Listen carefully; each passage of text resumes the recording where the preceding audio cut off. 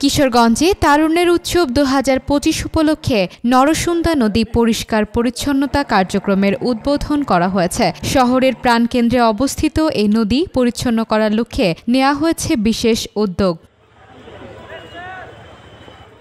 বৃহস্পতিবার সকালে কিশোরগঞ্জ পৌরসভার আয়োজনে কর্মসূচির উদ্বোধন করেন জেলা প্রশাসক ফৌজিয়া খান। এ সময় উপস্থিত ছিলেন জেলা police super Hasan Chowdhury, civil surgeon Saiful Islam, অতিরিক্ত জেলা প্রশাসক ও পৌর প্রশাসক মোহাম্মদ নাহিদ হাসান খান সহ বিভিন্ন সরকারি দপ্তরের কর্মকর্তাবৃন্দ।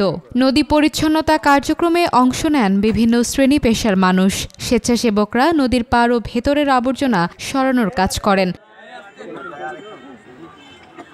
এর আগে জেলা প্রশাসক ফৌজিয়া খান মাসব্যাপী ড্রেন পরিষ্কার পরিচ্ছন্নতা ও মশক নিধন কার্যক্রমের উদ্বোধন করেন। জনগণের প্রতি আহ্বান জানিয়ে তিনি বলেন, নদীতে আবর্জনা ফেলা বন্ধ করতে হবে, কেউ নিয়ম ভাঙলে আইনগত ব্যবস্থা নেওয়া হবে। নরসুন্দা কিন্তু আমাদের জেলার ভিতর থেকে সদরের ভিতর থেকে একটু প্রবাহমান নদী, কিন্তু দীর্ঘদিন দেখেন অব্যবস্থাপনার কারণে এই নদীটি কিন্তু এখন প্রচুর বনে পরিপূর্ণ, মশামাছির আধার।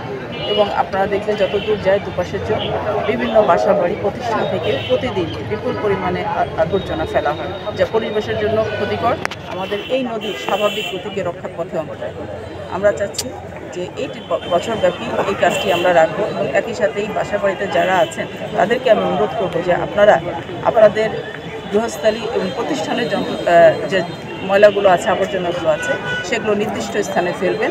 এভাবে নদীতে ফেলবেন না যতটা, কারণ এরপর যদি ফেলা হয় তাহলে কিন্তু আমরা পরিষ্কার করব এবং এটা আমরা রক্ষা করার করবো যে যাতে কেউ না ফেলতে পারে। নতুন করে ময়লা যদি কেউ করে তাহলে আমরা তার বিরুদ্ধে আইনগত ব্যবস্থা গ্রহণ করব।